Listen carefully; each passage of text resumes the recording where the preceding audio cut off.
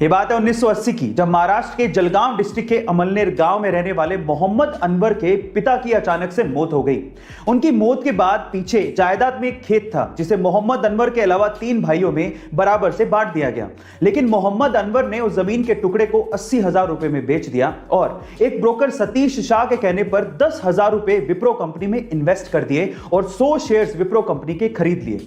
1980 में किया गया यह इन्वेस्टमेंट आज 40 साल बाद 1500 करोड़ रुपए में बदल चुका है, जिसमें से 200 करोड़ रुपए तो सिर्फ डिविडेंड के तौर पे मोहम्मद अनवर को मिले हैं। गाइस, ये है पावर इन्वेस्टमेंट की। तो आप किस चीज का इंतजार कर रहे हैं? इन्वेस्टमेंट करिए, डीमेट अकाउंट खुलवाइए, लिंक डिस्क्रिप्शन बॉक्स में ही गिवन है। ऐसे अमेजिंग फैक्ट वीडियोस के लिए शेयर, सब्सक्राइब एंड लाइक। मिलता है अगली वीडियो में।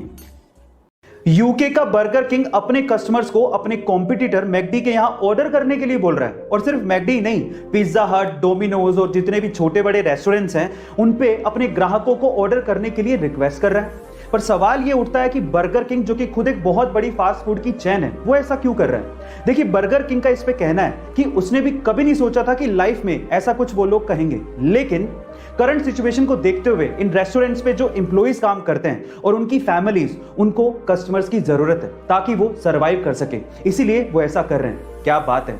कंपटीशन बाद में, इंसानियत पहले। बर्गर किंग के सोच के लिए एक हार्ट तो बनता है। गाइस, आपको बर्गर किंग की ये सोच कैसे लगी कमेंट सेक्शन में जरूर लिखिएगा, और ऐसे अमेजिंग वीडियोस के लिए शेयर, सब्सक्राइब एंड लाइक। मिलते हैं अगली वीडियो में। 2020 में आई कोरोना की लहर की वजह से सब कुछ बंद पड़ गया। कई जगहों पर लॉकडाउन तक देखने को मिला। लोगों के एक साथ इकट्ठा होने पर पाबंदी तक लगा दी गई और इसका असर खेलों पर भी देखने को मिला। लेकिन जब हमारे डॉक्टर्स और रिसर्चर्स ने मिलकर कोरोना से लड़ने के लिए वैक्सीन बनाई, तब कहीं जाके कई देशों में जिंदगियां पटरी पर लौटने लगी। कोरोना की वैक्सीन बनाने वाले इन डॉक्टर्स और रिसर्चर्स के सम्मान की एक झलक तब देखने को मिली जब विंबलडन का मैच देखने आए हजारों दर्शक कोविशील्ड बनाने वाले रिसर्चर्स और डॉक्टर्स के सम्मान में खड़े होकर तालियां बजाने लगे। देखिए ये क्लिप।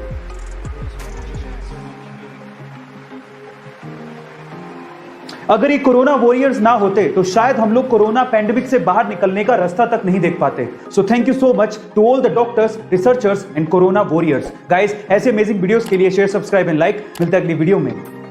गाइस, आज है 1 जुलाई और आज का दिन हमारे लिए बेहद खास है क्योंकि आज के दिन इंडिया में डॉक्टर्स डे सेलिब्रेट किया जाता है। और इस सिचुएशन में तो इस दिन की इंपॉर्टेंस और ज्यादा बढ़ जाती है क्योंकि डॉक्टर्स कम्युनिटी की वजह से ही हम लोग कोरोना जैसी महामारी से लड़ पा रहे हैं। पर सवाल यह है कि 1 जुलाई को ही हम लोग डॉक्टर्स डे क्यों सेलिब्रेट करते हैं? क्या आपको पता है?